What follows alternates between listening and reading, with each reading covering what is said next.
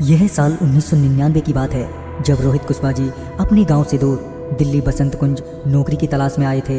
काफ़ी समय बीत जाने के बावजूद भी उन्हें कोई नौकरी अब तक नहीं मिली थी। रोज की तरह उस दिन भी रोहित कुशवाहा जी नौकरी की तलाश में घर से निकले।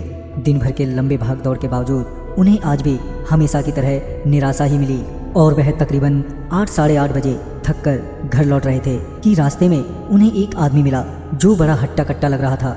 रोहित कुशवाहा जी दिन की भाग दौड़ के कारण काफ़ी थके हुए थे और वह अपने सर झुकाए हुए चले जा रहे थे। थोड़ी ही देर बाद उस आदमी ने रोहित कुशवाहा जी को आवाज़ देते हुए कहा, क्या बात है, बड़े मायूस लग रहे हो। रोहित कुशवाहा जी उसके सवाल को अनदेखा करके आगे बढ़ते रहते हैं। उस आदमी ने फिर से पूछा, क्या आज भी नौकरी नहीं मिली। यह सुनकर रोहित जी चौंक गए क्योंकि बात नौकरी की थी। उन्होंने जवाब देते हुए कहा, नहीं आज भी नहीं मिली, मगर आपको कैसे पता कि मैं नौकरी की तलाश में हूँ। इस पर उस आदमी ने जवाब देते हुए कहा, वो सब छोड़ो, तुम्हें नौकरी चाहिए कि नहीं, बस ये बताओ। वैसे मैं जहाँ काम करता हूँ वहाँ तुम्हें भी लगवा सकता हूँ, अगर तुम हाँ कहो तो। रोहित कुशवाहा जी को लगा कि आखिरकार उन्हें अब नौकरी मिल ही जाएगी, लिहाजन वो हाँ कहते हुए कहते हैं, क्या काम है और कल कितने बजे आपसे मिलूँ। इस पर वो आदमी बोलता है कि कल क्यों, चलो अभी तुम्हारी नौकरी की बात कर लेते हैं। रोहित कुशवाहा जी हिचकिचाते हुए कहते हैं, अभी तो काफ़ी रात हो गई है। यह सुनकर वो आदमी झिल्लाते हुए कहता है कि लगता है तुम्हें नौकरी नहीं करनी। यह सुनकर रोहित कुशवाहा जी घबरा जाते हैं। वो बिना सोचे समझे नौकरी की लालच में उसी वक्त उस आदमी के साथ जाने को तैयार हो जाते हैं। रोहित कुशवाहा जी कहते हैं कि अरे आप तो यूं ही बुरा मान गए, चलिए चलते हैं, वैसे जाना कहाँ है। वो आदमी बोलता है, तुम बस मेरे पीछे पीछे आ जाओ। थोड़ी ही देर बाद वो आदमी उन्हें जंगल की ओर ले जाने लगता है।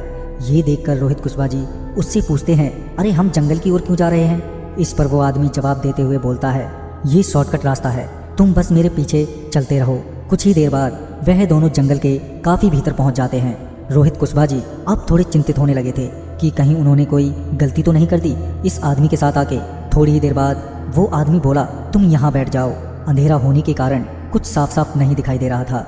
रोहित कुशवाहा जी को लगा कि लगता है कि ये चलते चलते थक गया है, इसलिए यहाँ पर रुकने के लिए कह रहा है। लिहाजा रोहित कुशवाहा जी उस पत्थर पर बैठ जाते हैं कि तभी वो आदमी एकदम से गायब हो जाता है।